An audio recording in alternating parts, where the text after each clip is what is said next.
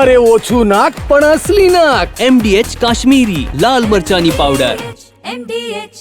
હવે જૂનાગઢ પંથકની વાત કરું કે જ્યાં માંગરોળ પંથકના ઘેડના ગામો જળબંબાકાર, જ્યાં ભારે વરસાદને કારણે અનેક ગામોમાં કેડ સમાણા પાણી ભરાઈ ચૂક્યા છે, ઘરોમાં ઘૂસી ચૂક્યા છે પાણી, અને તેને કારણે લોકોને પડી રહી છે હાલાકી. આ દ્રશ્યો આપની નજર સમક્ષ છે કે જ્યાં અનેક રસ્તાઓ પાણીમાં હાલ ગરકાવ છે, અને તેને કારણે ઘેડ પંથક અત્યારે સંપર્ક વિહોણું બની ચૂક્યો છે.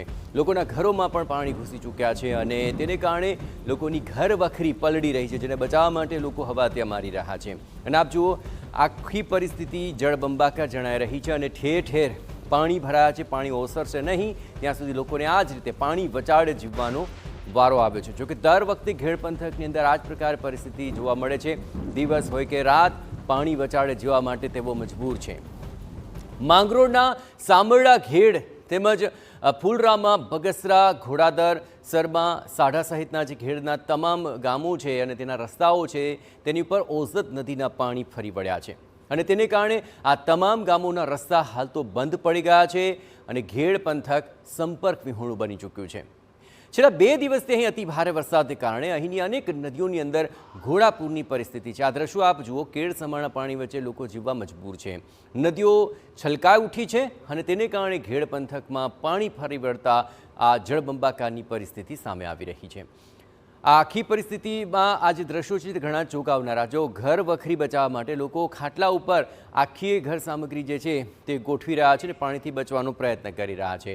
તો સમગ્ર ઘેડ પંથકની જે આ પરિસ્થિતિ છે તેની તમામ વિગતે વાત કરવા જોડાઈ રહ્યા છે TV9 સંવાદદાતા વિજયસિંહ. વિજયસિંહ, પરિસ્થિતિ દ્રશ્યોમાં સ્પષ્ટ થઈ રહી છે. આ જળબંબાકારની પરિસ્થિતિ છે. એક અંદાજે કેટલો આ વરસાદ વરસ્યો, અને આ પાણી ભરાવાની સમસ્યાને કારણે લોકોને કેવી હાલાકીનો સામનો કરવો પડી રહ્યો છે, અને તંત્ર દ્વારા કોઈ મદદ? ચોક્કસથી જણાવી દઉં તો જે રીતે ગઈકાલે જ્યારે અવિરતપણે જે જૂનાગઢ જિલ્લામાં સર્વત્રે વરસાદ પડ્યો છે, સૌથી વધુ વરસાદ જે રીતે વાત કરવામાં આવે તો મેંદરડા, માંગરોળ અને માળિયાહાટીના તાલુકામાં પડ્યો હતો, અને માંગરોળમાં પણ 8 ઇંચથી વધુ વરસાદ પડ્યો. ત્યારે આ જે ઘેડ પંથકના ગામો છે જેની વાત કરીએ તો લોકોના ઘરોમાં પણ પાણી ઘૂસ્યા છે. પાણી ઘૂસવાનું કારણ એક જ કે જે રીતે ઓજત નદીનું પાણી અને મધુવંતી નદીનું પાણી છે તે ઘેડ પંથકના ગામોમાં જાય છે. તો ઘેડ પંથકના ગામોની સ્થિતિ દર વર્ષની જેમ આ વર્ષે પણ થઈ છે, એ જળબંબાકાર જેવી સ્થિતિ નિર્માણ થઈ છે. માંગરોળ તાલુકાના ગામડાની વાત કરવામાં આવે તો સાંભરડા, ઘેડ, ફૂલરામા, બગસરા, ઘોડાદર, સરમા, સાંઢા સહિતના ગામોમાં જે સંપર્ક વિહોણા થયા તેના અવરજવર કરવા માટે પણ રસ્તા પણ બંધ થયા છે.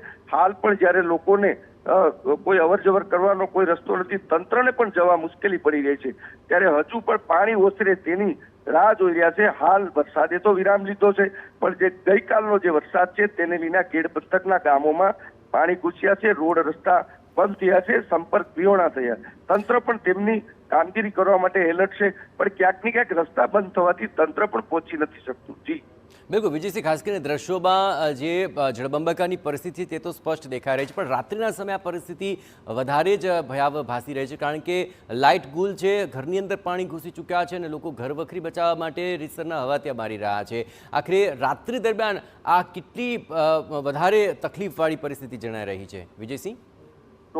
ચોક્કસથી જયેશ, વાત કરું તો જે રીતે રાત્રિના જે ગઈકાલનું જે પ્રવાહ હતો પાણીનો, એ રાત્રિ દરમિયાન પણ જે રીતે અવિરત ચાલુ હતો, તેને લઈને લોકોના ઘરોમાં જે ઘર વખરી પલ્લી છે, લોકોને જમવા માટેની પણ જે વ્યવસ્થા નથી મળતી, તેને લઈને લોકો ખાસ તો જે રીતે વલખા મારતા હોય છે.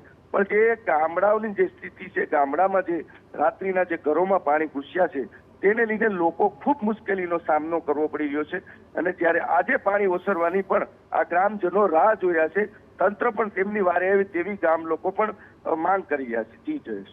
આભાર વિજયસિંહ. તમામ ગતિવિધિઓ પર આપ નજર રાખતા રહેજો. તો TV9 સંવાદદાતા પણ જે જણાવી રહ્યા તે અનુસાર દિવસ હોય કે રાત, જળમગ્ન પરિસ્થિતિની અંદર રહેવા માટે લોકોને મજબૂર થવું પડી રહ્યું છે. આ કેડ સમાણા, ઘૂંટણ સમાણા પાણીની અંદર લોકો પોતાની જિંદગી સામે જંગ લડી રહ્યા છે. MDH ચણા મસાલા. હવે છોલા હોય કે ચોળા, સફેદ ચણા હોય કે કાળા ચણા, બધું મજેદાર બનશે. MDH.